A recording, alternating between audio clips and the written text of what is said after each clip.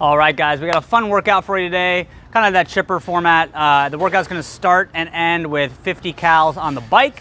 Of course, always feel free to use any machine, rower, ski erg if you want. And then we have a series of other movements, all 50 reps each. So most of these will be with a dumbbell. So the first one's called a Renagade Rows. This is basically a plank position with your hands on the dumbbells. All right, spread your feet a little bit wider because you're going to be pulling each time, just like that. So it's going to be 25 each arm for the Renagade Rows. So this should be challenging, right? You got to keep your core nice and tight. We don't want to have our butt really high. Don't want to be sagging. Want to make sure you get good full range of motion. You're going to spread the feet for some stability. Okay, from there, you're going to come up to front rack position for some reverse lunges. So take a step back, tap the knee, stand back up. Okay, often if these are heavy, this position starts to get tough for me. I often kind of turn my hands inward so I get to kind of support it on the palm of my hands. I feel like it holds it a little bit better, but just keeping that position can be tough. Remember, when you do lunges, you want to make sure that you don't stand on a tightrope. So when you step back, you don't feel wobbly. So keep your feet about shoulder width apart.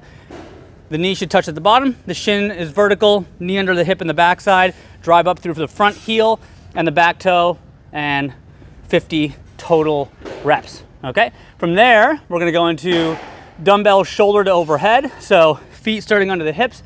You're going to drive with the legs, get the dumbbells overhead. So I just did a little push jerk where I catch it and stand. If it's light enough, you're going to go down and up, just doing push press. But remember, either variation, the idea here is to use those legs to drive the weight. So I keep the chest tall. When I dip down, the weight's flat in my heels, but I don't want to come on my toes. So nice and balanced in my feet and really exploding up, getting a good lockout, squeezing those dumbbells in at the top, okay?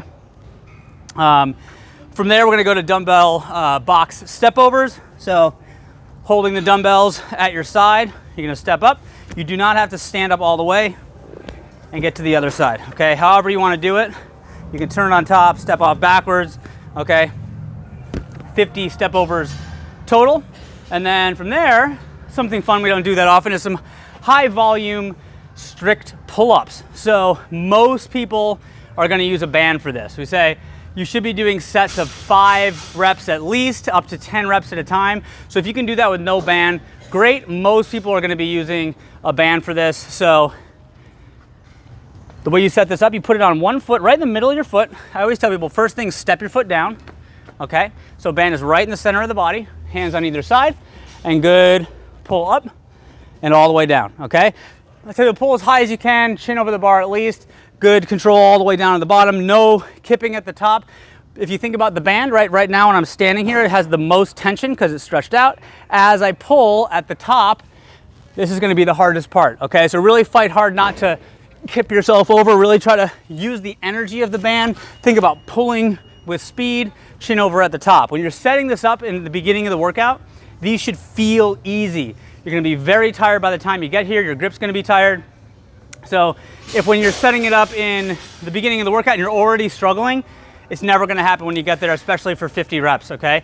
So yes, pick a band that feels easy. After that, all you have is another 50 cals on the bike or whatever machine you're using. 40-minute cap for the day. That's it, guys. Have fun. We'll see you tomorrow.